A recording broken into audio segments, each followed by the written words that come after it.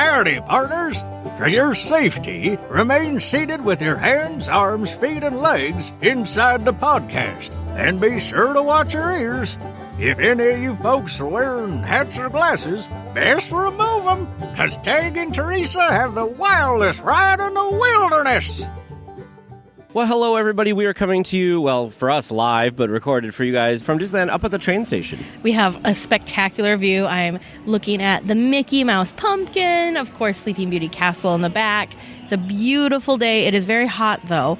But thank goodness it's overcast. Yes, it is overcast, so that's helping. But we're just taking it easy today. We had a very jam-packed Expo weekend, so we're just going to have a leisurely, relaxing Disney Park day. We're very excited. Yeah, we didn't do what we had planned. We brought a recording equipment with us all weekend, but we didn't have any time because of how packed and busy everything was.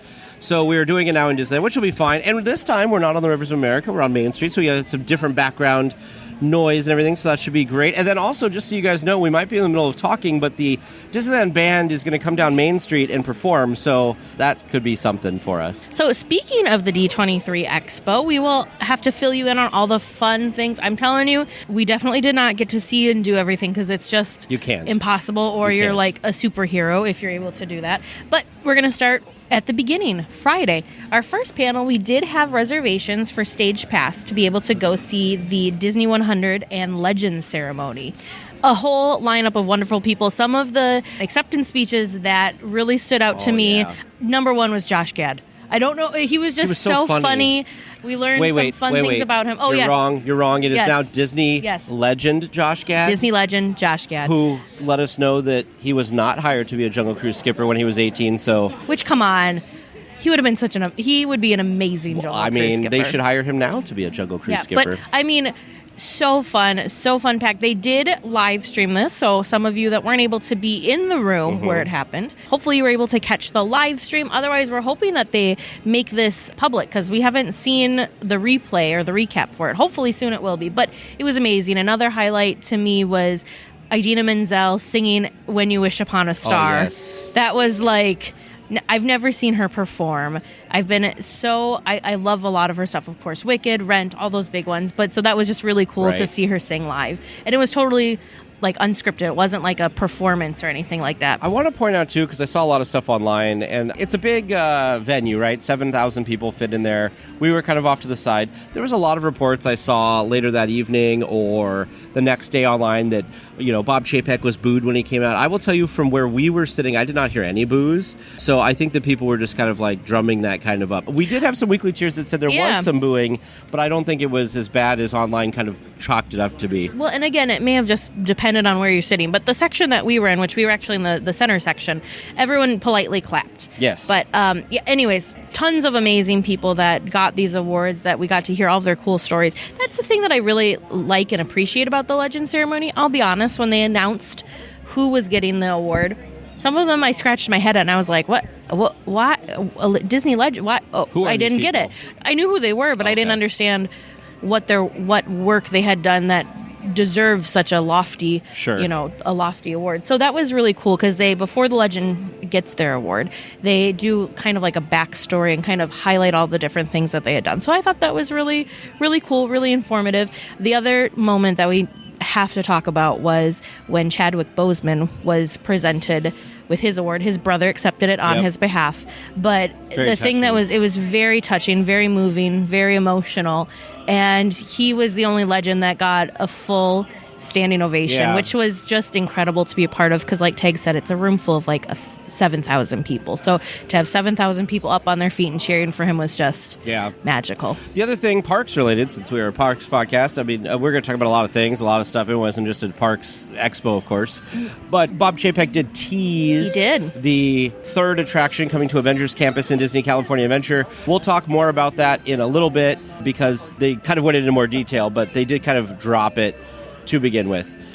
Moving on to the expo floor is what we did after the Legends panel. Well, actually, I think after the Legend panel, we had lunch. We learned our lesson. For all of you future expo goers, make sure you go out and do the food trucks. They're still on the convention ground, so you don't have to go out through security and then back in again. So worth it. The prices were a little steep, but the portions of the trucks we were at were very good size. In fact, some of them we should have shared because it was just too much food. There was a burrito that we had there that was very, very good. We had some weekly tiers that had some of the pizza from one of the other trucks that was also very good. We had hamburgers. There was a were pretty Greek good. food truck that we stopped at. All there sorts was of another delicious Mexican things. place that was on the other side of the Expo Center for Sunday. But yes, much better. It did seem like there was more food and a variety of food around the Expo floor this time. I also want to say this year, and Teresa keeps saying this probably because we knew what we were doing better, but it seemed this year that it was a little more organized and there was a lot more Disney cast members there to help. I think it was a combination of the two things. It was better organized, plus we kind of had our training wheels had been taken off since we had already experienced Expo one time. Expo's really fun, but it's really difficult to go on as a first timer because I just don't. We tried to help people kind of prepare mentally and all that kind of stuff, but it's just, you don't really understand it until you get in it because the Expo floor, which is what we did the rest of the day on Friday, is just, there's so much. There are so many things to do. We spent a ton of time on the Expo floor and most of the rest of Friday. Yeah, still didn't get to be able to do all the different fun things and experiences and all the different various booths.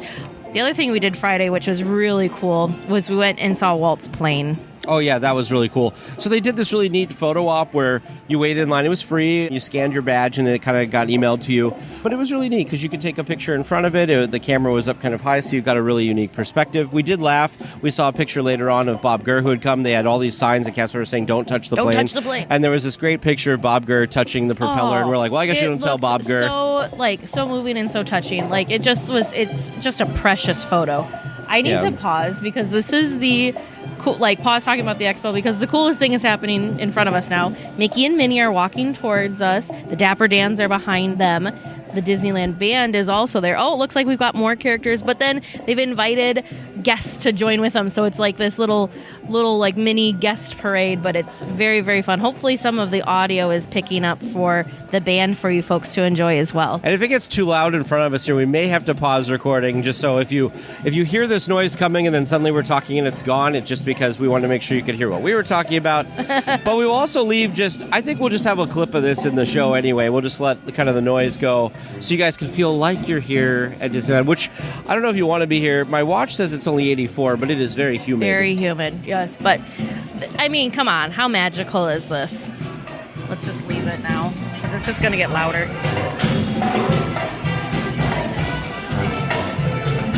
Look at Donald! All right, so now that the band has gone away, which was amazing, it was right in front of us. So fun!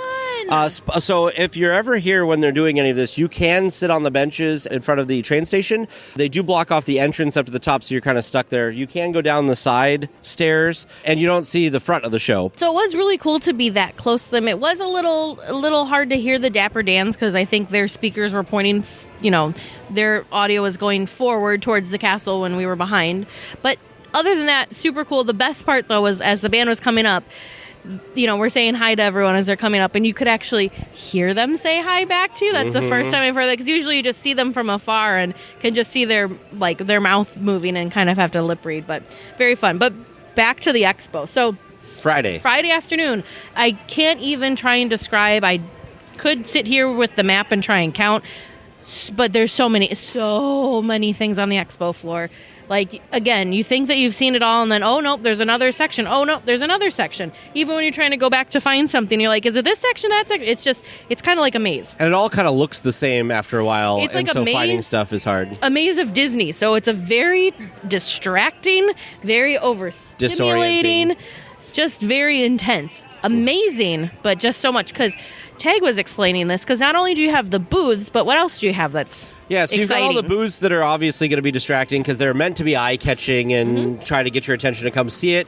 But then there's all the areas that they have for standby lines for things. But then also, you got to remember that the main walkways, there are people that are in costume, there are guests there are Imagineers walking around, there's Disney executives walking around.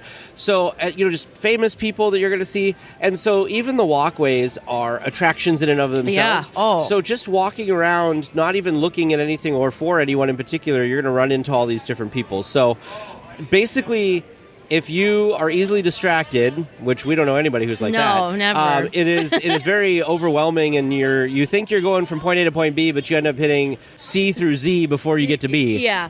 Well, and then the other hard thing, too, is because there's so much Expo stuff, I think we've now learned our lesson.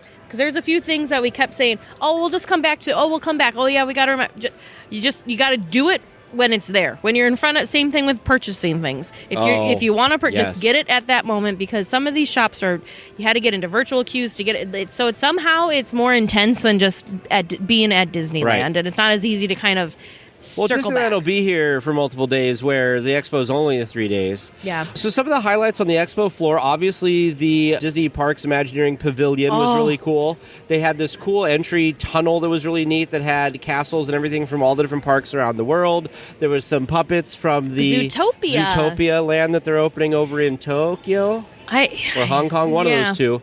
There was, of course, stuff that we had seen even before the expo. There was a model of the new Tianu's Bayou Adventure. There was a model of Tomorrowland. Toontown. Not Tomorrowland, sorry. You were wishing for a Tomorrowland. You're just going to try and subconscious. Willing it to happen. You're going to put it out in the universe and hope for it to happen. But the best part, and I don't think people realize this, the best part of the Dreams Pavilion or the Parks Pavilion is that the people working it are Disney Imagineers that are involved in whatever it is that they're standing next to. So they're a wonderful resource. So we spent a lot of time at the model that will be Tiana's Bayou Adventure. And there was a couple of little detail things that I noticed that I was trying to get them to give me more information on because I'm just so excited. They're very good at avoiding. They're very good. They must have gone through some sort of interview process before they were allowed to be on the expo floor to be like, you can't give any of this away because everybody's just dying to know these things. But the one thing that we were confused with the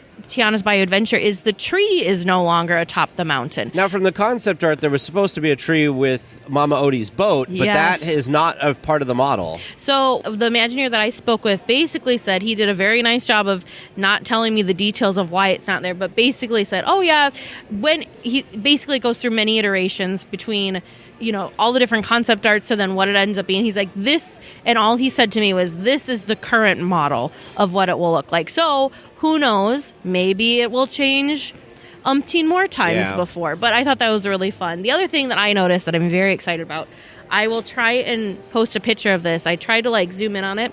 The drop tunnel. I am the inside fascinated by the climb before the big drop. If you peek into the concept model of that tunnel, there are these bright, colorful lights. At first, I was getting Shadow Man vibes, and I thought that it was something to do with the Shadow Man. But upon seeing it in person and being able to have a closer look, it looks like the colorful light bottles that Mama Odie kind of has in her tree.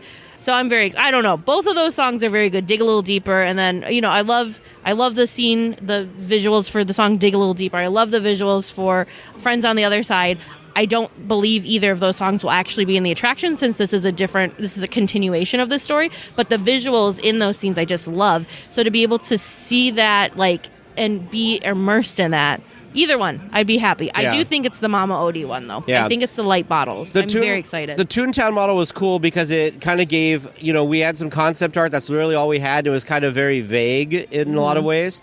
So it was nice to see kind of how the road's going to be shaped. There's going to be a interactive fountain that's going to be part of this. What is now Gadget's Go Coaster will be Chip and Dale's Gadget Coaster. Yes, so that was a big... figured that out. They didn't actually announce that, but if you looked at the model real close to the coaster sign, it now says Chip and Dale's Coaster. Gadget Coaster, yeah. Yeah, so no. It's Gadget's Go Coaster. It was Gadget's Go Coaster. No, but the sign says Chippendale's Gadget Coaster, not Gadget's Coaster. Got it. And so, and then there was this, it was the real statue, wasn't it, that they're going to put in Epcot? There was this the actual statue. Bronze Walt statue. I'm so kicking myself because the first time, we went into the Parks Pavilion twice because, let's face it. Actually, I'm I surprised. Went in 3 times. I only went in it twice because I could have lived in there. But I do kick myself that we didn't get a photo with that statue just because everybody was trying to get a photo with it. Yeah, it was a very popular photo spot, but the art behind it was beautiful. The statue itself was gorgeous. By the way, we're only halfway through this pavilion, so we'll try and hurry it up a little bit for you all. There was a we section, are a Parks podcast, so I know, but we're also only on day 1 still. Oh, we'll fly through the rest, though, I feel like. So the rest of the Parks Pavilion was cool. They had the different phases of what is now the Stuntronic. So they have the first, which was the brick, and then they had the stick one, and then a couple of humanoid versions, and then what the final one ended up being. And like that Teresa was said, really cool. They had an Imagineer there who worked on it. and I wanted to ask him a couple questions that have been bugging me forever. And so I asked him, I said, how much magic can you spoil? Which, magic spoiler for all you guys, if you don't want to hear anything, skip ahead a minute or so. But I asked him... Yeah, you got to tell him his reaction. So I said, can you spoil stuff? And he said, well... You could see it's a robot. He's like, right here. I'm standing in front of the robot. Yeah. So what's your question? So the two things I asked about was the one that's not as exciting. I talked about how impressive it was that they thought about it failing and they were able to do the breakaway stuff. And he said that he thought it was funny because there was that fake video that had gone online of it hitting it. And he's like, I know how those breakaway, I could tell it was fake. Yeah. And so when the real one came out, he's like, yep, that's how it was designed to do it because sometimes stuff happens. But the fun question was, I said... I've wanted to know. It's bothered me since the beginning. I said, so how automated is this? When Spider-Man jumps from building to building, is there a conveyor belt that brings him to reset him? Is there some other type of system that does it? And he looked at me and he said, well, cast members go up there and they basically put him in the equivalent of a rolling office chair and they roll him over to the other area. So now I have this vision of this office chair with this Stuntronic Spider-Man in it being rolled kind of like Weekend at Bernie's, like, just rolling back and forth, or Onward with the dad. Bernie's. Yeah. So I just thought that was really, really funny. There was also an interactive Harmonious thing that was kind of neat, and then there was some Disney Cruise Line area, but that was basically the pavilion. Really fun. What were some other things on the show floor that you liked or thought was cool? There were so many cool things. There was all sorts of different giveaways that we got. Pins. Tons of pins. Fun pins. Pin sets? Pin sets even, yes. There was a really fun, I don't know what it was called. There was another big pavilion that was very interactive, though, and it had, like, only murders in the building, and it had Grey's Anatomy. It was like their streaming TV pavilion, because it had ABC Family and Hulu. And it was a lot of fun stuff. So Tag is a fan of Only Murders in the Building, so of course we had to go do that. But they had a guy that kind of directed you to do something. You had no idea what, why, or how you were doing this, and then you did it. And then they gave you this video of you, and this one, since it was Murders in the Building, it looked like we were in an apartment building and someone was peeking in. He was having me try to murder Tag. He called that one. He was very smart. But he had me, like, what was I, choking you? What, and then, smart saying that you were going to kill me? Yeah, I just think it was funny that he had it that. Anyways, so he's like, just pretend like you're choking him, and then we're going to pretend that someone just, like, peeked in and saw you, and you're kind of like, ha ha, just kidding, that kind of a thing. So that was really fun to be a part of, to kind of... it was so different. There was American Horror Story. There's like mini pavilions inside this pavilion, which was cool. Other cool things that we got to do is we got to go to the Mickey's of Glendale store, which, as some of you know, is like the Imagineering and cast member kind of only store. Spent a lot of money there. So that's not something that us normal people are able to get to experience very often. Lots of cool stuff that I've never seen before and never will see again. But they had all these really cool... There's a cool merch line that was dedicated to Mickey and Minnie's Runaway Railway with all sorts of different prints and art that we haven't seen before. There was a Muppet section. Muppet Haunted Mansion and Muppets. And then, of course, the part that we spent all of the money at is the Imagineering section. And the Imagineers are celebrating 70 years, so we have a really fun 70 years of Imagineering logo that was on T-shirts and hats. The only disappointing thing was that was the only logo on everything. They didn't have any plain stuff, but it's still a cool logo. I enjoyed it. Next time. So for me, I don't want to be critical really about a lot of things. I want to pick highlights. But one thing that we were really excited about that kind of underwhelmed us was the Archives Pavilion this time. Yeah. Last time last time they had so much in there that this time they had less, so it felt kind of underwhelming. But they crammed so much in there last time. But the Archives also was helping with... They had different things that were also exhibits that were with Walt's plane. Sure. So I think that the Archives had multiple focus points this year instead of just their one big footprint. Yeah. But it was still a lot of fun and interesting stuff. We saw stuff that was taken out of the Haunted Mansion. So we saw one of the original brides, some of the paintings, that kind of cool stuff. We saw... Mary Poppins, the original horses from the movie, the carousel horses, but also her white dress, her classic iconic white dress. So there were some really cool things there. But there was interactive parts of that booth which hadn't been there before. So there was photo ops and that sort of stuff in there. Which, of course, if you have photo ops and kind of get into the scene type stuff, Sure. you're not going to have enough space. Oh, and droids. There was a droid section at the end that was really fun, That was too. cool. The other thing that was kind of hit or miss with people, we talked to different people, and some people really liked it and some people didn't. I feel like you either really liked it or didn't, was the Expo Marketplace, which was this huge store that took up like a whole section. I think we didn't like it because our expectation was that Expo branded merch was going to be in this pavilion, and there was no Expo branded merch in this specific marketplace. It was at a different marketplace. So I think on the second floor, because of thinking it was going to be one thing and then going in and having it being something totally different. That's what threw me. But there was cool stuff in there. It was like an Emporium or a World of Disney type vibe. You had all sorts of different merch from all sorts of different things, but it's all stuff I've never seen before, and I don't know if it's stuff that we'll see again. I have to give a shout out though to Griffin, who came to our meetup, because he was very excited when I saw him. I asked him what one of his favorite things from Expo was, or things that he got to do, and he was so excited. They had these gold spider bots, and they were in that marketplace, and he just thought it was so cool.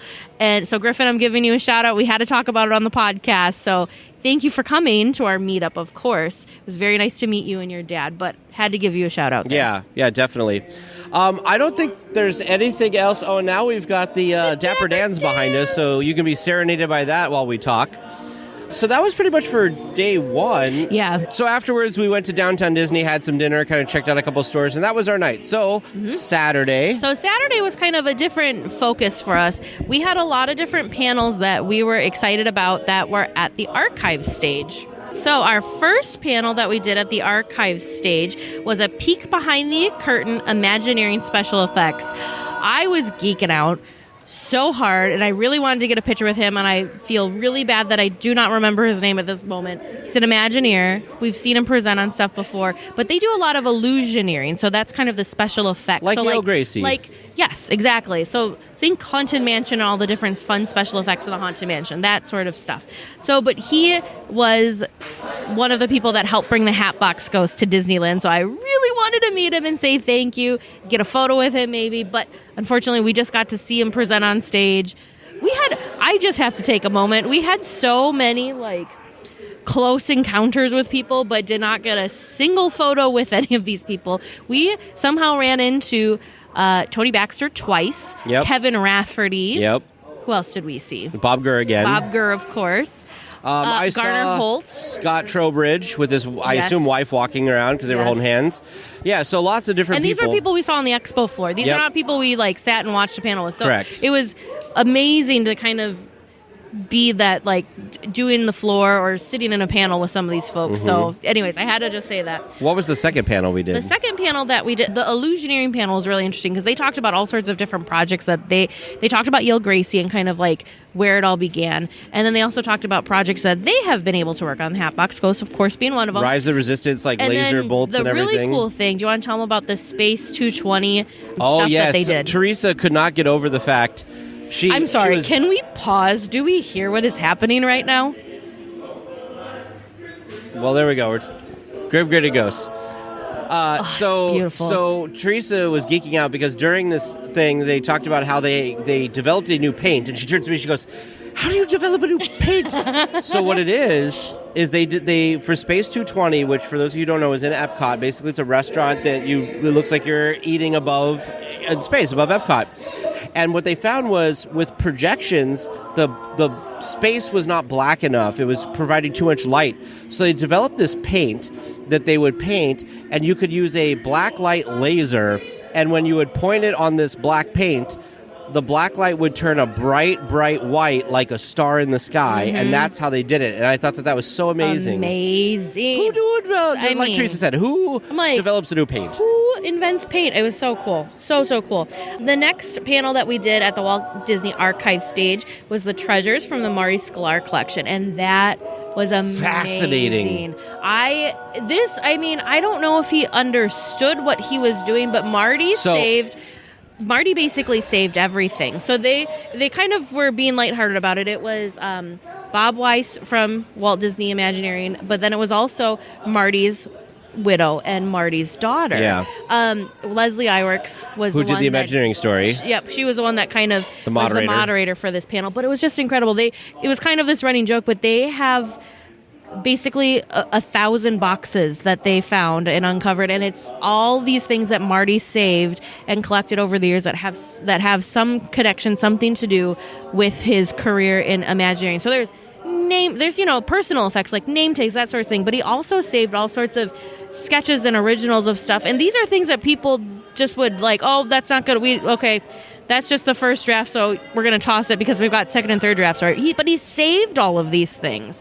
And just incredible. He saved notes from Walt Disney and just all sorts of stuff. So they're kind of going through and categorizing and cataloging this all. But it did sound like that the Sklar family is donating this to the archives. They've been calling it the Marty Sklar Archives. I don't know if that's what the official name is. I feel like it should be. But are they donating it to the archives? Because I thought they said that he had sent so much stuff to the archives or whatever. They pulled all of it, though. So how this started was Bob Weiss got a call that we've got all these boxes of Martys in this, whatever. You need to come get them. And he's like, Bob, why do you have all these boxes of Martys? Apparently there's some division within Disney that you could send stuff to, record-keeping kind of thing. And they told Marty, you're not allowed to send any more boxes here. And then, as they're now uncovering, like, they've now figured this all out, he was saving stuff at home, too. And his wife said, you cannot save any more stuff here. We don't have any more room. So he was then, like, stashing it in different parts and different areas of Imagineering lockers and such.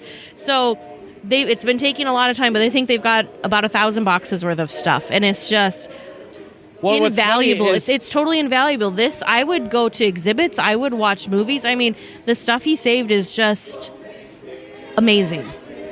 There's stuff in there from other Imagineers that was given to him to like go through and catalog, and so he's just box of just like people's notes or miscellaneous pieces. There was somebody. It was somebody's sketches. Yeah, and he's like, it was like John Hench scraps or something like that. Was what he labeled the box. I mean, it was a very fun, lighthearted, but how he there was a lot of Marty in the panel, and it was just really incredible that the family's willing to share this. I mean, invaluable collection. So amazing with that all Marty of us. thought enough. I mean, it sounded like from his wife that he was kind of a pack rat and hoarder about it.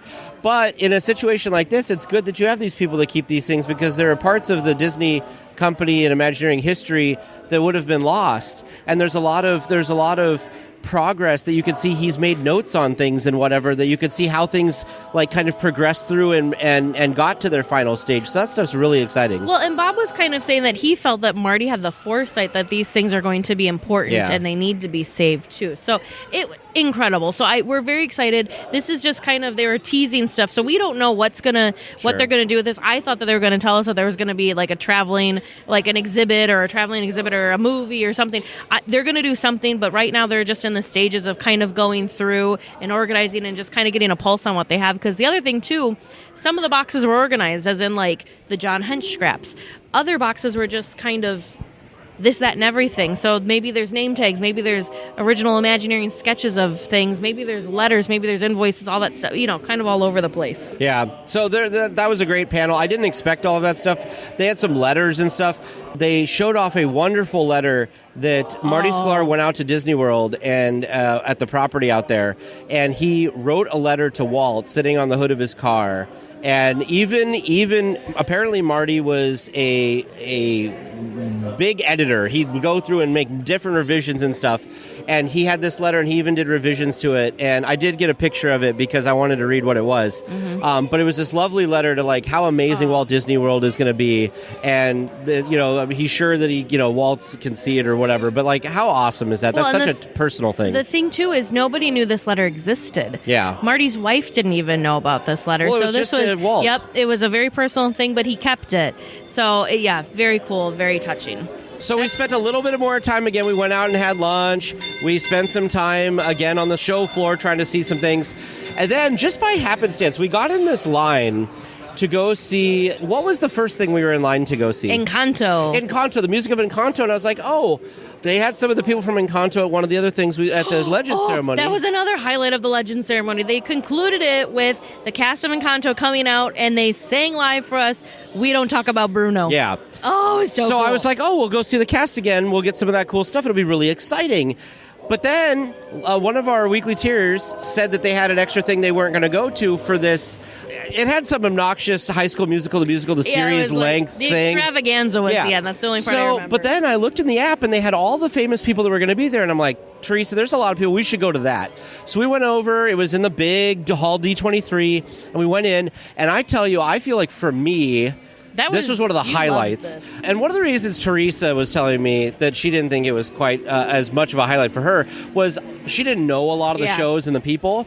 And so, but they opened with the entire cast of High School Musical, the series performing. Not the entire cast, but most of the cast. A good really amazing. Cast. So they had them up there, and then they went through and they announced a bunch of stuff for Disney Channel and Disney Junior and Disney Plus stuff, just all of this stuff, and they had different people come out. They had the main actors from the new Percy Jackson movie that's coming out, and he came out, and that kid was so sweet. I think it was his first big anything. He just said sincere. He was very sincere, thanking everybody for being exciting, and he was like, I'm going to do the best I can to make this the best story for everybody or whatever, because the kid's 12 or something. But they just had all these people come out, and it was just so amazing, and it was so entertaining. Tim Allen, which we didn't even think was going to be there. So exciting. He came out because they were talking about the new Santa Claus. I don't know. It's not a full series. It's just I think it's just it's like a mini event or whatever. It's 6 series, six episodes is what it is. 6 chapters. He was calling it. That was really cool. The other person that I was very excited about, and I'm a terrible person because I don't remember. I'm very bad at remembering names of people in general, but yes, famous people. But this guy came out, and I'm like, I know this voice. And you're like, he was. As a kid, he was the kid from Indiana Jones. He was like, Dr. Jones. And I was like, oh, that's Data from the Goonies. And so I just was all excited. So I feel like I need to watch that show, which Michelle now I'm a Yeoh was there too. Person, and I don't remember what the name of that show is. I want to say I don't remember. But I need to watch that show too. New show coming to Disney Plus. Oh, I'm just endlessly excited that we got to see the guy that was Data from the Goonies. I loved the Goonies growing up. That was one of my favorite movies. So that was a fun, not expecting to have that happen moment. Yeah, and it was funny because we didn't even think to go to the show, and like I said, for me, it was one of the highlights of the weekend. After that, we went and got some food and went to our meetup, which we met. One last thing I want to say about the Disney branded panel. Yeah. John Stamos came out on stage. Yes, I forgot about that. And he was supposed to be, and he kind of said this, I'm supposed to be up here promoting the shows that I'm on, but I just would rather, I'm a huge fan, went on this whole, if you would have told Disney my, fan, 12-year-old self that was standing in line at the Matterhorn thinking he was cool, trying to pick up girls, that just you wait, you're one of these days, you're going to have the Disneyland D in your backyard, you're going to this, you're going to that, just super, super fan. But anyways, he took a time to nerd out with all of us, but the thing that just was so amazing and so touching to me was he also took time to share some stories, some memories of Bob Saget with us. And he actually had 2 images that he shared with everyone, which was the last time that he and Bob were able to come and enjoy Disneyland together. One of the photos, choking up. Well, I mean, it was so sweet. Moving. It was something that he didn't have to share those memories with us. And he said that was now one of his favorite Disney memories, and now this was also a favorite Disney memory Sharing that he got to everybody. share that with all of us. But it was just so touching and so sincere. One of the photos, though, was them, I think it was on Alice, and then the other one was funny. They were in the lobby of the Grand California, and they all had different Disney onesies on. So the Disney onesie one kind of caught me off guard, because when do you see John Stamos, Bob Saget with Disney onesies just being all fun and nerdy and geeky? It was just cool. Just so cool. Yeah, and I'm really glad that he shared that, because that was kind of a nice moment. Oh, it's such a nice moment. Yeah. So, like I said, we went in and got some food from the Tongariro Terrace, where, funny enough, we ended up seeing John Stamos there trying to order food, but we didn't bother him. I feel like this is my story, because nobody would have known about this. We were having our wonderful hangout.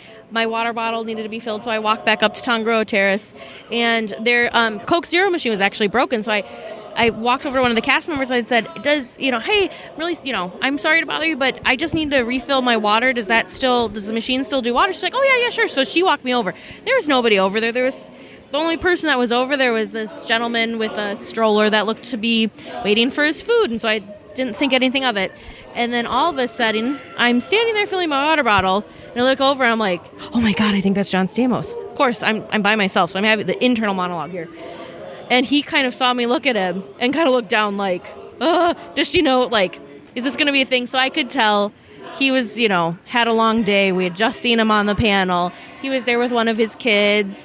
He had a hat on, so he's trying to, like, not be very obvious. So I decided I wasn't going to bother him. I do regret, because I wish I would have, not very sly, though. I wish I could have slyly go over there and thanked him for sharing his memories with Bob with all of us, because that was just, like I said, to me, that was the highlight of that panel. That panel had nothing to do with what John did on the stage, but, like, that was the highlight for me for that panel.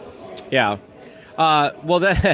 Yeah, I ended up going over and seeing it with some water later. So then I told a couple people at the expo or at the meetup that I thought I had just saw him, because it was also this. I don't pick out famous people for some reason. We're very bad at that. I have this like weird like I pick YouTubers out, which I don't. I watch some YouTube, but not enough that I should be able to spot them like I do. She has a radar for this. It's weird. It's very weird. So that's literally, this is the first time I've seen a famous person like out and about and like notice. So I was pretty proud of myself for that. So do I wish I would have gotten a selfie with John Stamos? 100%. Do I wish that I would have thanked him for what he did for us on that panel?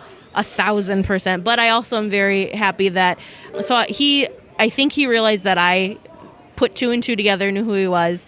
As I walked past, made eye contact with him and smiled, and he smiled and nodded back at me. So that is my wonderful memory. So I did tell a couple of people, so they were able to go see him. Thankfully, we all kind of gave him his space, though, because, right, he's just a person like us. He had a long expo day, too, so... He's there with his kid. He was there with, one of his kids. So he was just getting his food and heading up back to his room, I'm sure, to relax for the evening. We should have told him to listen to the podcast. Yeah. The meetup was really great. We got to meet some people we hadn't met before. Incredible meetup. We said it was between 8 to 10 because we expected to go back and go to sleep for the next morning. We didn't end up getting done until closer to midnight, and we ended up not getting back to the hotel until closer to 1. So it was a very, very long day. We were just having so much fun with all of you. So thank you to everyone that was able to stop by, even if it was just for 5 minutes, just to come say hi, maybe grab a quick picture, get a button and go. Thank you from the bottom of our hearts to everyone that was able to come to the meetup. So Sunday we got up, we walked back to the expo, of course the parks panel, so this is where you get all of our opinions on the parks panel stuff. So we basically got there, we got seated, we got a pretty decent seat. They were having some really cool videos and stuff playing as everybody was kind of filtering in, which was pretty nice. And then it started. Of course, one thing I want to point out is Josh tomorrow, of course, is very charismatic, everything on stage. Yes. You could tell he really loves the parks and loves the audience and loves all of us fans. He mentioned that a bunch of times. Of course, as they went through, they talked about, being a hard year with pandemic, and he was so glad that we were all back together and everything. And it was wonderful. For some reason, they shared this 10-minute long video that was really nice, but I don't know why they needed to spend that 10 minutes there. As bad as the one that they shared for the Legends ceremony for the Disney 100. That one was a little confusing to me. But so we got there, and like I said, they started going through some announcements. They started with Disneyland, which was great because I feel like a lot of times Disneyland is left for later. But we went through, and I'll tell you, the vibe in the space was very electric. People were very excited. People were cheering. Of all the panels we went to, other than the Disney branded event, this seemed like the one that people were the most excited for. There were lots of clapping, cheering. Mind you, we were not in the Marvel / Lucasfilm That is true. That is true. Of the ones we did. That one sounded like it was electric. Probably. But, so they went through, they talked about Tianu's Bayou Adventure. They announced that that's going to open up by the end of 2024. They announced that, which everybody was very excited to kind of hear about, and we had already seen the model and everything. They announced that, of course, we had seen rumors, but in spring of 2023... January 2023, that Magic Happens is coming back, which is wonderful because it only played for 2 weeks before the pandemic. Poor Magic Happens. So that's wonderful. That's coming back. The reason they're not starting it now is because they're going to have the Christmas fantasy and everything, so they'll start it after the holiday season. They announced... a couple new characters that will be coming to Batuu and over to Avengers Campus. Coming to Batuu, we had an announcement that this character was coming, but we got to see these characters. So Mando and Grogu are both going to be together in Batuu. That looked amazing. It did. The one that was a brand new announcement that we didn't know about, and I got all excited because they were kind of teasing and leading up to it. I'm like, oh my gosh, it's all going to started smacking Tag, because, that's what I do when I get excited. Oh, yes. And can't be loud. I just start hitting Tag on the shoulder. And he's like, what? I said, this is that 3D printed giant oversized stuff that we saw in the Dreams panel. It's the Hulk. And then, of course, it was. We're going to have the Hulk. And it looks great. Next week. They said the Hulk will be in Avengers Campus next week. For a limited time. But looked amazing. Yeah. Moved great. Very smooth. Yeah. If you are here, it's going to be amazing. And larger than life. Larger than life. So cool. Jon Favreau came out for Mando, which was great. He did. And I think they said Mando was coming in November. Yes, November. 2024. I should be looking at my notes, so I do apologize to everyone, but I'm pretty sure November of November of this year. This year, yep. So that'll be exciting because we've already had Boba Fett came and Fennec Shand came, and so now we're going to get Mando himself. And, of course, the next season of Mando will come out next year, so that's a great time for all of that. So, and looked great. I'm excited to see Grogu. And Grogu moves and does all the stuff. He looks so cute. Josh Duhamel was very excited about all of this. Well, and apparently they had been working on this for a very long time because they had plans before the pandemic. Yeah, that's what Jon Favreau was explaining that to us. I didn't know that it had been in the works for that long, and I guess it had been in the works longer than they normally have these things in the works. So that they spent a great deal of time and tons of care in making sure that these are going to be the best experiences, the best versions possible. Now I'm going to get this stuff out of order, but basically they also announced the new fireworks show coming to Disneyland, which is called... Oh yeah, that was the end. I don't care what order it is. Wondrous. They previewed a song for us. It is going to be for the 100th anniversary. There is of the Walt Disney Company. There's also a new World of Color show called One that is also going to do that. I'm very excited for that because I like World of Color, but I'm ready for a refresh. I think that'll be really exciting. People seem to be very excited about all of that. Yeah, so remember the 50th and the 50th we had gold stuff everywhere. The 60th we have diamond stuff everywhere. For the 100th anniversary of the Disney Company, there's going to be platinum stuff all throughout the park. So really, really cool. Disney World. The hub of the celebration is all going to be here at Disneyland, so that was really exciting. Oh yeah, because this is what started kind of it all. So they and it's nice to see Disneyland recognized for that, because for the longest time, especially when I was a kid, I felt like Disney World was kind of the crown jewel in the park's crown for the company, and I feel like they're really acknowledging that Disneyland's where everything started. So very excited about that. Well, the only thing I'll say about the other stuff, because there was a lot of other stuff. The one thing that super stood out to me is that they announced that Figment will be coming back as a character meet and greet in Epcot. So that was really exciting. We thought that they were going to tell us that attraction was going to get a refresh. So we were all excited and building, and then it was Figment. But what were some of the other things? Oh, yeah. So just quickly, Josh finished with Disneyland. We went around all the other parks around the world. They talked about all of the Arendelle frozen areas that are coming to some other parks, some Zootopia areas that were coming. They showed off some animatronics and stuff from that, which look cool. Amazing, by the way. Really good. They showed some of the special effects they're going to have in these lands that make it look really interactive and amazing. They talked about some stuff at Disney World being behind Big Thunder. The only thing that was a little strange was they really emphasized that none of these things were for sure coming. It was just kind of a lot of blue sky. They were thinking about all of these things. Yeah, it was a lot of just we're elevator pitching and what if? So they showed us things that may or may not happen. So that was a little confusing. But the high point of, because this whole thing, we're feeling the energy build, the excitement build, and all this stuff. And Josh had said he did the Disneyland section first. He did not talk about the platinum stuff. Tag said all of the Disneyland stuff now. But so in the order stream of events, they stopped at the characters and that kind of stuff. And they said, we'll get back to Disneyland later. So of course, we're on the edge of our seats we'll get back to this. There's going to be the main one big announcement is going to be Disneyland focus. So we were all excited. Well, it ended up being all of the 100th anniversary stuff, and that it's going to be headquartered and hubbed here. So I'm just going to say this. The energy, the excitement, being in the room, being in the moment, it was very, very fun, very exciting, all that kind of stuff. We're all on riding this high, and then all of a sudden it ends because it's just building, and we didn't feel like we had that pinnacle of a peak. Tag was getting very excited, reading the teleprompter because he's waiting for the Tomorrowland announcement. And he keeps weaving in Tomorrowland stuff. He did. He said it's going to be a great, big, beautiful tomorrow. It's a boundless future. Yeah. There's all these things that sounded very tomorrow facing. Yeah.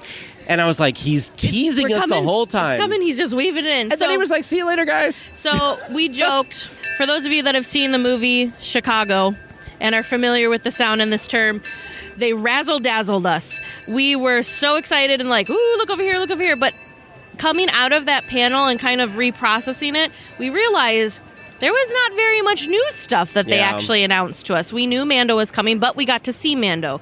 Magic happens.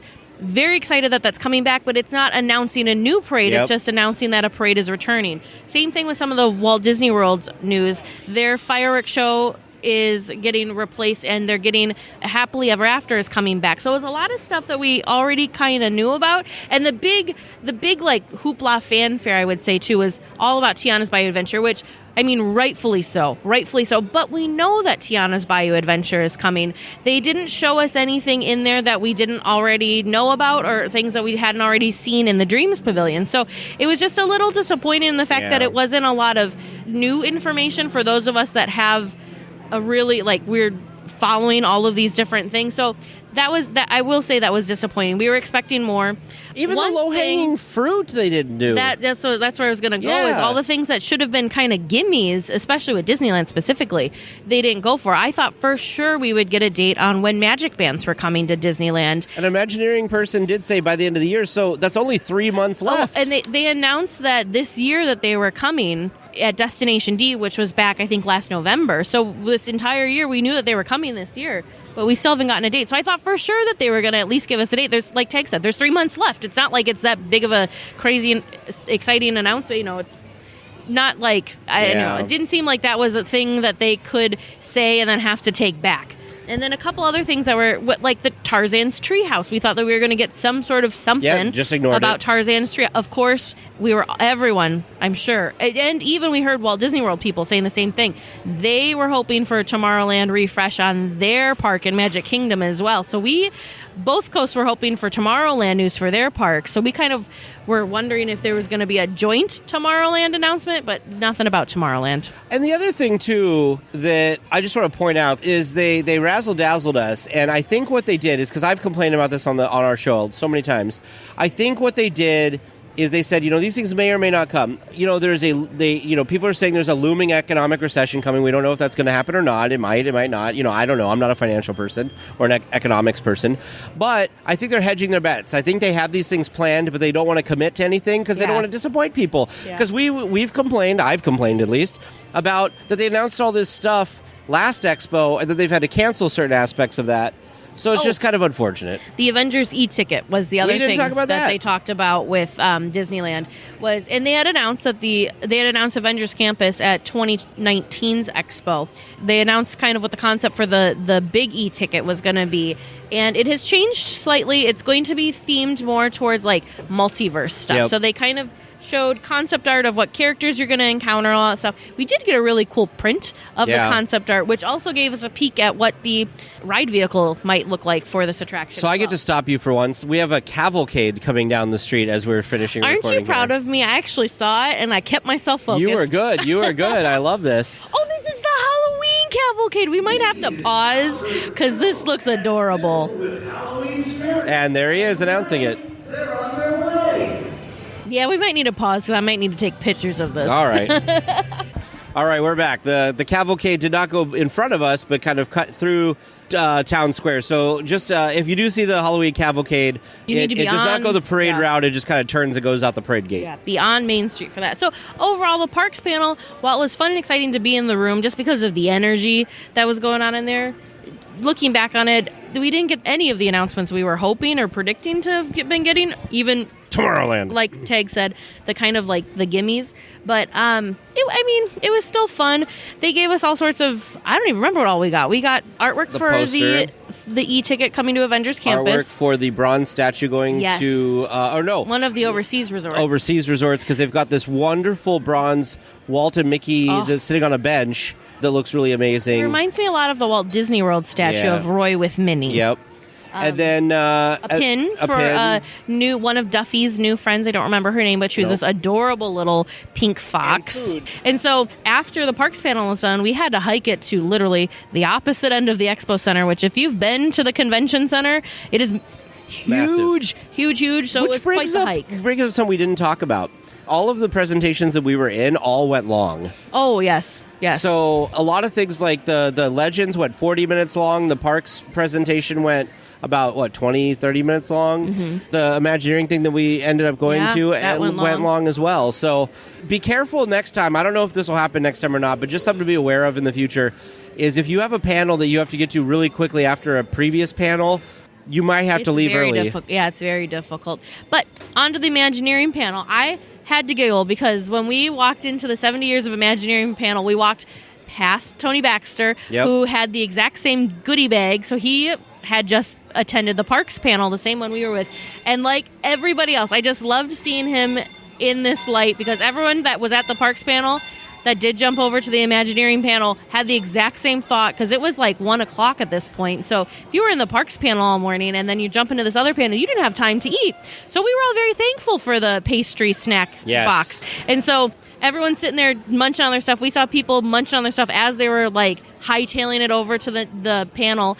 And here's Tony Baxter sitting there enjoying his little pastry goodie bag too. I thought that was just such a fun little they're just you kind of forget they're just like the rest of us. So I thought it was so fun that even he was on the same line of we gotta eat these munchy goodness, and they were delicious though, they were like the perfect size. It tied us over to lunch perfectly. But the Imagineering panel, we were so excited. Kevin Rafferty was there on the panel. Kim Irvine was there Teresa on the about panel. Died. I did. I was like so excited. I didn't look ahead to see who was going to be on the Imagineering panel. I just figured it was going to be amazing and we needed to be there. Bob Weiss was there. And then I do apologize. There was another younger woman that was there. She seemed like she had a really cool story. It looked to me like she had done a lot of work with Joe Rohde. She did stuff on Alani and she did stuff with the Tower of Terror, switching over to Mission Guardians, Breakout. So it seemed like she had worked a lot with Joe Rohde. But very, very cool panel. Yeah. Leslie Iwerks also moderated this one. So the only thing that was weird about this one was they had those folks that Teresa just mentioned because they were the creatives, and then they had the technical people that came out later. And we ended up having to leave because we had to get to another thing after that. So it was like back-to-back trying to get to stuff on Sunday. But it was really cool. They talked about a lot of really neat things. We didn't know this. We learned something new. Yeah, we learned something new about Disneyland. That Kim Irvine said about 40 Imagineers their offices are on property at Disneyland, and their only focus is to focus on keeping Disneyland and doing Imagineering stuff for Disneyland. She kept lovingly referring to this as the firstborn park, and so I thought that was so cool that there's a department devoted just to Disneyland, and so that makes me happy because that means they're realizing that Disneyland is special and different and needs to be looked at from a different lens. So that was so, so cool. So Kim also was saying, which now I got to keep my eyes peeled, that she's frequently in the parks kind of trying to overhear and listen to what guests are saying as they experience different things. A story that she shared, which we thought was absolutely hilarious, was when they were redoing Sleeping Beauty's castle. She was nervous because, that's a big thing to take on. It's an iconic thing. And she's like, we're changing the color scheme. This is terrifying. This is either going to be great or people are going to hate it. So she had the idea that when the construction walls were up and around the castle, to put some of the sketches and some of the color renderings that they had done up so people knew what was going on. And history of the castle and stuff, So people knew what was going on behind the wall. So she said the first morning that was up, she was kind of hanging out up there lingering because she wanted to see what people's reaction were to her kind of giving them a peek behind the curtain there. She wanted to make sure that people knew. So the art that she hung up, they were just trying to get a color scheme. She said they do these schematics for people who are going to be doing the work. And so it didn't have the drawbridge. It didn't have the lights. It was just to the color. Focusing on the castle because that's what they were doing. So she said the first woman that walked up and looked at it immediately said, see, look, they're taking out the drawbridge. We can't enter Fantasyland that way. And, of course, Kim panicked, like, no, we're not taking out the drawbridge. So she apparently took that down, redid it, put the drawbridge back in. She ran to her office and redrew it. Put the drawbridge back in, put all the light posts in, basically put all the stuff that she didn't think people were going to notice that were not on the chopping block back in there, and then re-put the artwork up. We just thought that was so funny. That was so funny and just amazing. And so one of the big points that all the Imagineers made during this presentation is they do it all for the guests. They do it all for us, especially the big super fans who are at the D23 Expo. And they listen to us. I know that sometimes, especially online, you can get in this weird echo chamber of people being negative or thinking that the people at Disney are not listening and they're trying to ruin the park and they're taking all this stuff from you. But they said that they really do listen and they do adjust things. Even Josh Damaro during the Parks panel said the same thing. He said they don't always get it right, but they try and they go back and they redo things and they tweak things and they change things because they want it to be perfect for us, the fans. They want it to be great for the casual visitors, but also the super fans.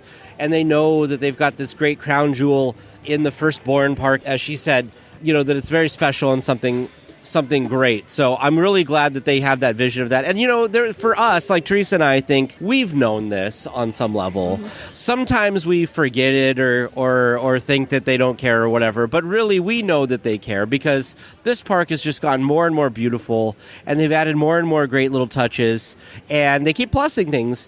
So what did we do after that? So then after that, I was going to join one of our weekly tiers, Kate, they had, what was it called? It was the Disney Parks Ambassadors Through the Decades. I wasn't quite sure what this panel was going to all entail, but it just intrigued me for some reason. So Kate and I met up and went to that. Tag went off and kind of just did his own little thing. Yeah. But so for this panel, it was very cool. They had Julie Ream Casaletto was there. She, of course, was the first Disney ambassador, of course, for Disneyland.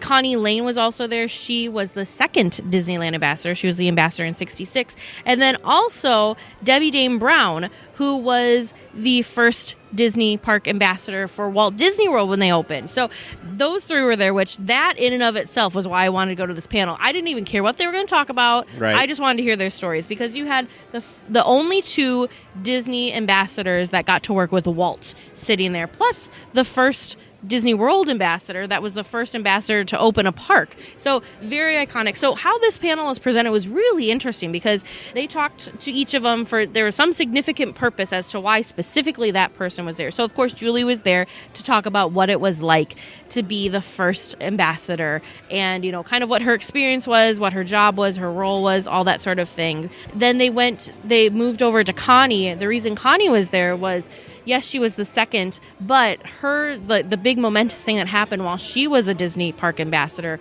of course, the death of Walt Disney. And so kind of her perspective of what that was like in that time and what her experience was for that.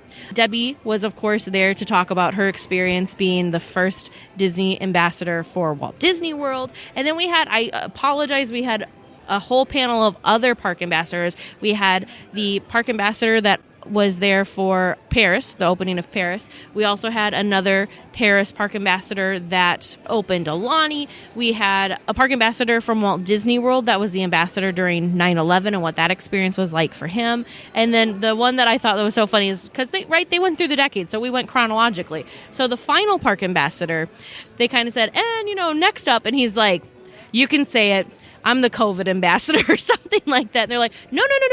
We invited you here because you're one of the first to have a 3-year term. Yeah. So that was a big deal because it started out as just one person, 1 year. Oh, then we had another Disneyland Paris ambassador that was there because he was one of the first ambassadors to be a part of a team of ambassadors instead of it just being a single. So it was very interesting to hear what they did in their program at the time. And they kind of kept saying, too, that you get chosen to be a Disney park ambassador because you have to be the right person at the right time. And so, how they were explaining their different roles and the different things they did, it made complete sense. But it was very, very cool, very educational. The final part of that was they gave this other Disney employee an award. She has a really interesting job.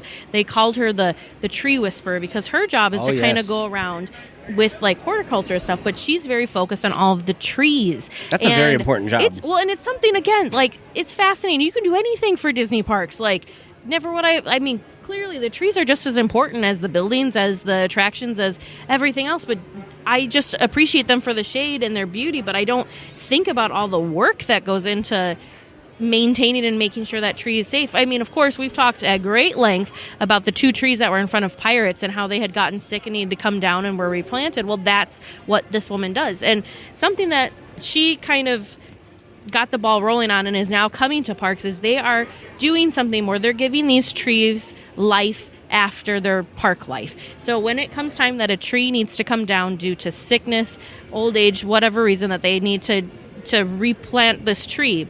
They used to just mulch it so that it was kind of circle of life, right? So the old tree could be nutrients and become soil for the new trees and vegetation around the parks. But they've now decided to kind of do something different, and they're giving all of us fans a chance to have a piece of this living history, I guess, of things in the park. So the first 2 trees that they're doing this with, of course, are the iconic trees that were in front of Pirates. I'm geeking out because they already told us they're giving us something away. I'm like, oh, are we going to get pieces of the Pirates trees? I was so excited.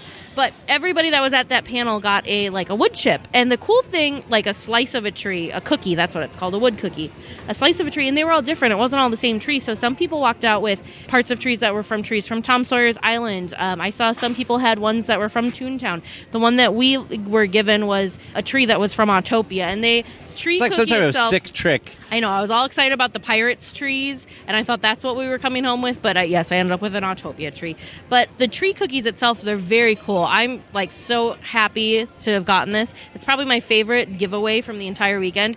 They were stamped. They have D23 branded. That's it. They were branded with the D23 logo, but then they also have a short description of what the tree, what type of tree it was, like the walnut, maple, whatever. But of course, these are all super cool trees, and also where the tree had lived. So I have this really cool piece of Disneyland now that I was given from this panel. So I was over the moon about that. Yeah, it's a really neat idea to do that instead of just turning wood chips, and they're going to have these different things in different ways sold throughout the parks. They didn't explain what they're doing exactly with these, so I don't know if it's going to simply be like what we received, those kind of wood cookies, or if they're going to give it to artisans that turn them into sculptures artworks or something. Yeah, so I'm very curious to see how this, kind of the continuation and how this is going to come to life. My day was a little more boring after that, so I went and re-walked the entire show floor to make sure I didn't miss anything or wanted to see anything last minute. I did stop at the booth, and we had done this on the other days too, and said hi to our friends Lynn and Ken at their booth. Yes. Of course, they host the Sweep Spot podcast, and they have their Cleaning the Kingdoms books 1 and 2. So I talked to them for a little bit, walked around, just kind of saw what was going on, just kind of enjoyed kind of being in the space. Also went to the D23 Expo store, which was also a Mickey's of Glendale collaboration. Yeah. And I was a little disappointed because I really wanted some of this D23 stuff. Well, they had these virtual queues all weekend. Oh, the Queen of Hearts. So they have these virtual queues for these stores all weekend, and I had not gotten into, because we were prioritizing the marketplace and Mickey's of Glendale, and not the D23 store, because we figured there'd be plenty of that stuff. So what ended up happening was I ended up going into there, and most of the merch for the weekend, it was Sunday, it was later in the day, was sold out. So unfortunately, I couldn't get a lot of the stuff that I was kind of hoping for. So tip for next time, please, if you want anything that's going to be limited for the expo, try to get it on day 1 or maybe day 2. If you can, because by Sunday, of course, you don't want them to order a bunch of stuff that they're going to have to discount or throw away or something like that. And then I waited. There was a great second floor patio I hung out on. Jafar just walked past. Second floor patio I hung out on. I waited for Teresa and Kate to get out of the panel. Then after that, we went and walked around the show floor again for a little bit to make sure there wasn't anything Teresa needed to see and try to get into. Then we left. We went and no. What was the Oh, yeah, you could tell that story. To, accidentally end the expo. So we're, like Teg said, just kind of making a loop, trying to make sure there wasn't anything that we missed or things that we wanted to do that we were trying to come back to that always had crazy lines, to see if maybe by some Disney Expo miracle there wouldn't be a crazy line. Well, guess what? Spoiler, there was crazy lines still. But they had a stage kind of in the far back part of the expo floor that they had all sorts of different fun things. There was some trivia thing going on when we walked past, and Nina West was hosting, and she said something about, oh, that's such a Donny Osmond thing to say or something. So I thought she was just saying that as a phrase. Yeah. But then I turned my head and looked. I'm like, oh, nope, she's talking to Donny Osmond. So of course I'm like, Tig, Donny Osmond's on this stage. And it was this they had a wheel that they spun, and it was kind of a, let's get you on your toes. It was like a celebrity trivia showdown thing or something. Let's get you on your toes. We're just going to spin the wheel, and then whatever it lands on, that is the Disney song that you now get to sing for all of us, kind of a thing. So they had already done Donny Osmond's random song, and then he just started in on I'll Make a Man Out of You. And so we saw a duet between Nina West and Donny Osmond about singing back and forth to I'll Make a Man Out of You, which was just absolutely priceless. And I mean, we thought that was great until they announced who the next person was, which was none other than Jodie Benson, which is, of course, she's the voice of our favorite animated mermaid, the Little Mermaid Ariel. And this was amazing. This was so cool. So they had this wheel, like Teresa said, and it was so funny because they spun it to land on Part of Your World. So she sung a little bit. It was stuck between Part of Your World and something else. Yeah. And so they bumped it so that it was Part of Your World. She sung a little bit of that, which was obviously so amazing to see in person. She still sounds exactly the same. I don't know how years, 30 years later, she can still sound the same. But then they spun it and they ended up moving it on to Into the Unknown. And Nina West and her sung Into the Unknown. Now, it was kind of funny because it felt like such a human moment. Because if you've ever been put on the spot and had to sing something and you're trying to think, okay, how does this start? Yeah, Jodie Benson's like, how does it start? How does it start? And they're going back and they're working it out. And then they started singing it, and oh my God, it sounded amazing. It was so good. Jodie Benson went for it. She started kind of in the middle where she did the chorus, which has the crazy high notes and all that stuff. And I was just like, oh, Jodie. And we're kind of everyone's feeling like, oh, Jodie, why did you start that?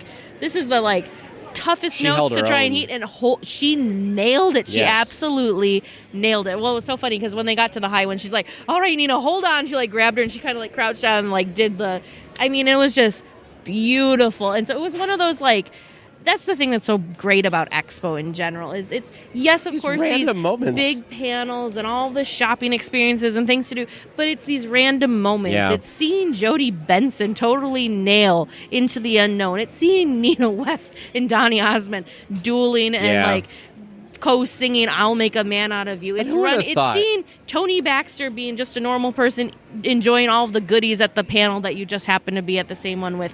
It's all of these cool things. It's walking through the Imagineering Pavilion and seeing Kevin Rafferty there, standing there for far too long, I will admit, in the hopes to say hi and maybe get a quick picture, but seeing all of the Imagineers that had worked with him that were just so excited that he was there, running over to say hi, and so we let them be, but we thought it was so cool that we got to see got to see him that close.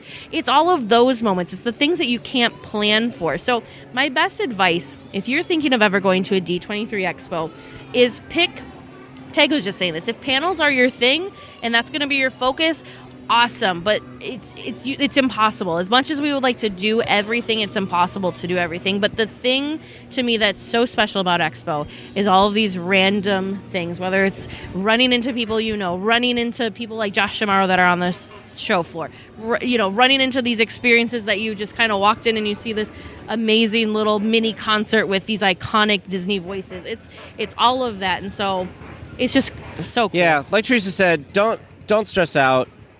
You just never know what's around the corner. Pick one thing a day, and like we've said, all of these things that we got really excited about were things we didn't even plan for. I didn't plan to go to that, the TV showcase or whatever that was amazing. We didn't even know that Donny Osmond was going to there's all these little things that pop up.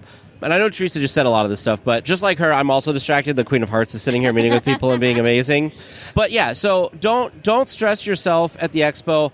Try to do the couple things. Pick one thing a day that you really have your heart set on, and then just enjoy yourself. Because you know what? The biggest takeaway is you're not going to see everything. And I know some of you won't understand this, but just get it in your head. You're not going to see everything. There's too much at the expo. And it's a really difficult thing to kind of wrap your head around because we're used to busy, right? We're masters at the parks. We understand that. But this is it's different. I don't know, some crazy different level. So it's really hard to kind of get your brain around it until you're in it. And it's just overstimulating is the best word that I can use. Overstimulating, and it's Disney stuff. So then it's a million times more overstimulating, but amazing. You just never know. So the other thing I want to say to wrap up here, so we finished that. Last night we got super lucky, and we're able to get dining reservations at Hungry Bear for Fantasmic because we realized after we were here, even though, we do a Disney news podcast, you think we'd be good at this stuff, is that they're only doing the fireworks. They do the projections all week, but the fireworks only on the weekend. Same thing with Fantasmic. So last night, when we record this, we're recording this Monday afternoon, and it was the only time for us to see it. So we got the great seating for Fantasmic, which was wonderful. We saw the fireworks, which Teresa's going to laugh because we literally stood right behind the Tim tracker. We stood next to Tim. And watched the thing. So if you hear if you watch his video of the holiday fireworks, and you hear somebody screaming. Screamed about, but it probably it was Teresa. You will recognize her voice if that part of his video makes it in. It may have been Zero. Yes, Zero was great. But yeah, and then we met up with some listeners, and we did Haunted Mansion Holiday, and we did Pirates, and then we looked at our watches, and we're like, oh, it's already past midnight. Yeah, just a whirlwind of excitement and memories and amazing Disney everything. Wouldn't trade it. Is it a long weekend? Oh yes, it's a very long weekend. We just focused on Expo all 3 days, and we still were getting home late because of dining plans and meeting up with people and all sorts of fun and exciting things, but I wouldn't change it for the world. We're very excited to be experiencing Oogie Boogie Bash tomorrow night as we record this and sharing all of those fun memories with you as well next week. Exactly. Yeah. So thank you everyone for listening. We hope that you enjoyed our coverage of the D23 Expo. We did some stories and photos and stuff like that on Instagram. I did try and save those on Instagram in our, there's a stories thing that you can replay those. So if you didn't catch those as they were there, you should be able to replay those to kind of catch up and see some of the fun and cool sights that we were able to see. So hopefully that was fun for those of you that weren't able to attend yourself. Thank you everyone again for listening, for your support. Tag, what are we going to do? I also want to say, because you thanked a lot of people, I want to say these type of trips, it's really important you guys realize that these type of trips are only possible because of you guys' support and your support as patrons and becoming official weekly tiers and listening. So thank you so much. Literally, we have pinched ourselves so many times this weekend, and recently, even with just the interviews and stuff we've had, that we never thought we'd be talking to Imagineers or meeting such wonderful listeners. Mm-hmm. We meet you guys, and you guys teach us stuff. You tell us these wonderful things. Yeah. You're all wonderful people. So thank you so much. It means the world to us. Weekends like this really just drive that home. Thank you so much for listening. I'm so glad we do this for you guys. It's such a privilege to be able that you guys listen to us, and we're able to do this for you. But as Teresa teed me off for it, I totally went in a random direction. We're going to go and enjoy the parks. Thank you, everyone. Please remain seated until the podcast comes to a complete stop and the doors have opened. Then collect your belongings, watch your head, and step carefully from the episode. On behalf of all of our crew, thanks for traveling with us. And we hope you have a happy and memorable visit here at DL Weekly.